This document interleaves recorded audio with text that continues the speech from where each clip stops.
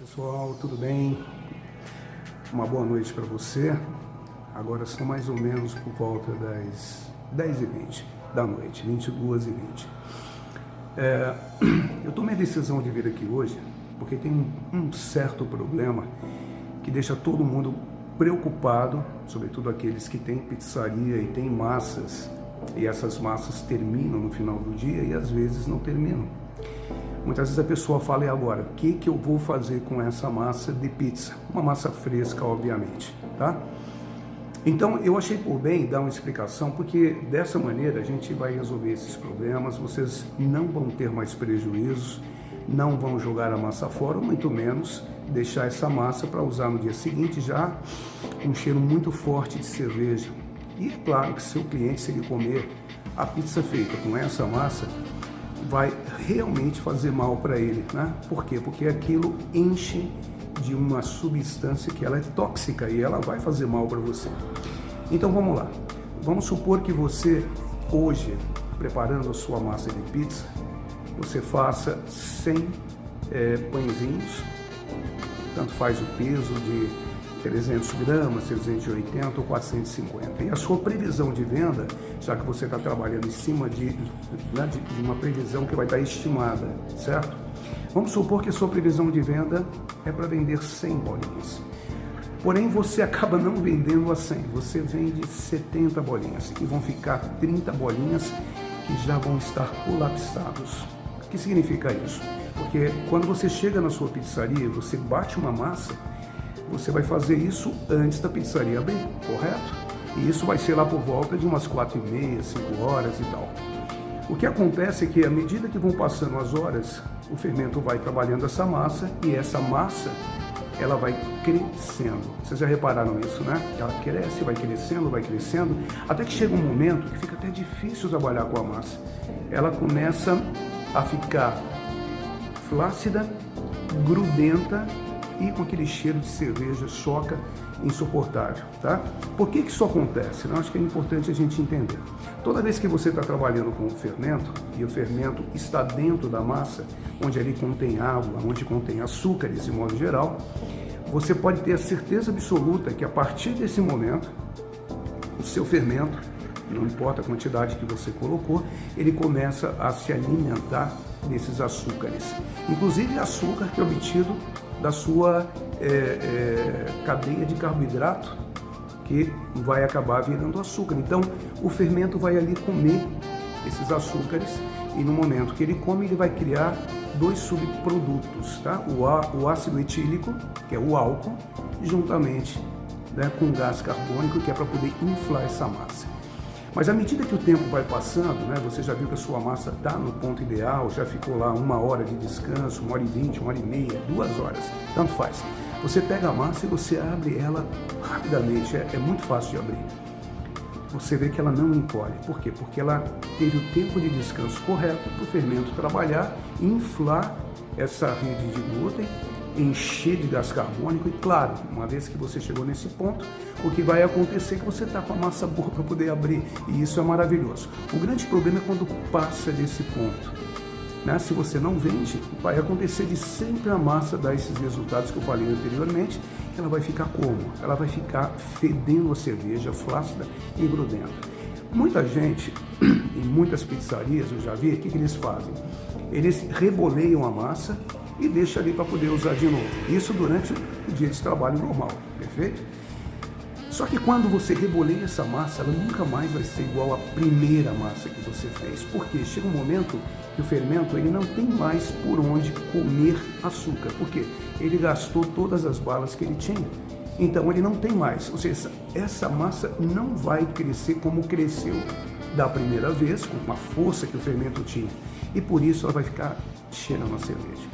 Bom, como eu falei, às vezes a pessoa reboleia e deixa ali para poder usar. Às vezes ele pega toda aquela massa e joga na geladeira para usar ela no dia seguinte. Tá? É um grande erro isso. É até uma falta de respeito para com o seu cliente que quer comer uma massa de pizza cheirosa, uma massa de pizza que esteja adequadamente saudável.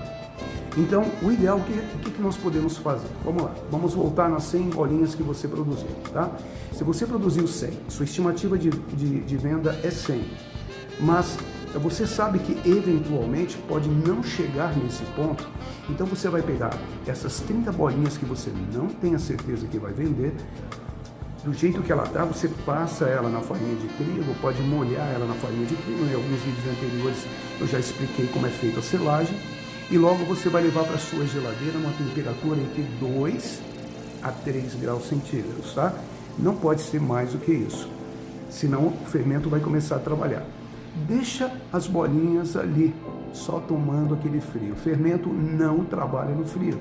O fermento, ele simplesmente morre de frio, então ele não vai trabalhar. Enquanto ele não trabalha, sua massa está maturando. Ou seja, está havendo o quê? Um processo químico que é uma quebra de açúcar para poder melhorar o trabalho do fermento. Quando essa massa sair da geladeira, já encontra todo esse processo feito. Ele não tem que ter dificuldade para comer o açúcar. O açúcar já está completamente quebrado e ele já vai comer o açúcar e soltar bastante gás carbônico, ok? Se eu fizer isso, obviamente, eu não vou ter problema mais em percas e sempre vou estar com a massa perfeita. Quer ver uma pergunta que o pessoal faz? Ah, chefe, eu posso tirar a massa da geladeira e usar na hora? Olha, depois de 4 horas, tá? Que você deixou a massa na geladeira, o processo de maturação já está realizado. Só poderia ficar melhor se você deixasse mais horas, obviamente. Mas com 4 horas, essa massa ela já estabilizou, através da própria força gravitacional, ela estabiliza as fibras e você já consegue abrir a massa sem ela ficar encolhendo. Mas isso depois de no mínimo 4 horas. Se demorar um pouco mais, melhor ainda. Você sempre vai ter uma massa melhor. E essa massa que sobrou, que vai ficar para o dia seguinte, você pode, quando você chegar no seu local, você pode, ou bem, tirar a massa, para ela começar a tomar um pouquinho já de calor e já ficar no ponto ideal, ou bem, você pode deixar ela na geladeira e tirar só na hora que entrar o pedido. Então essa massa já está maturada, ok? Como eu sei que a maioria de vocês não tem aí uma quantidade imensa de espaço na geladeira, né, o ideal seria a gente maturar tudo, deixar uma massa bem trabalhada, quimicamente falando, num processo natural, que vai dar um resultado incrível. Mas nem todo mundo tem esse espaço na geladeira, eu sei disso. Então a gente deixa o que for possível, tá? Mas vamos agora na segunda parte, né? Vamos supor que você então botou 30 e esperava vender 70, mas vendeu 50. Então aquela massa que sobrou lá no seu gaveteiro ou dentro das suas bandejas de polipropileno, o que você vai fazer? Essa massa já está cheirando a cerveja. Sabe o que fazem a maioria dos pizzaiolos, né? E fazem até por desconhecimento, não tenho nada contra, mas eu acho que a gente poderia dar um maior valor ao alimento que a gente está trabalhando, tá? Eles pegam a massa e jogam fora, a maioria. Eu já vi muitas pizzarias de forno a lenha, que eu já fui visitar, que chega no final do dia, o cara pega toda aquela massa, embola tudo e pá, e joga dentro do forno, para poder queimar ali, tá? Agora, eu pergunto para você que é o dono de pizzaria, é legal fazer isso? Você vai falar, claro que não, né, chefe? Eu não gostaria de perder essa massa. Então, olha o que eu vou sugerir para vocês. As 20 massas que sobraram, você pensou que ia vender 70 e vendeu 50, tá? Pega essas 20 massas, congela essas 20 massas, do jeito que elas estão, tá? O ideal é não congelar junto, por quê? Porque você vai usar ela depois fracionadamente. Se você congelar tudo junto, vai ser ruim de você trabalhar para poder tirar uma massa inteira que está congelada, para poder tentar aproveitar um pedacinho dela. Então você pega essas massas, congela, e todo dia que você for fazer uma nova massa, para cada 1 quilo de farinha batido, você vai colocar uma bolinha dessa. Tal qual. Não vai atrapalhar em nada, não vai piorar a situação da sua massa que foi feita no dia de hoje. Então você está o quê? Reaproveitando aquela massa.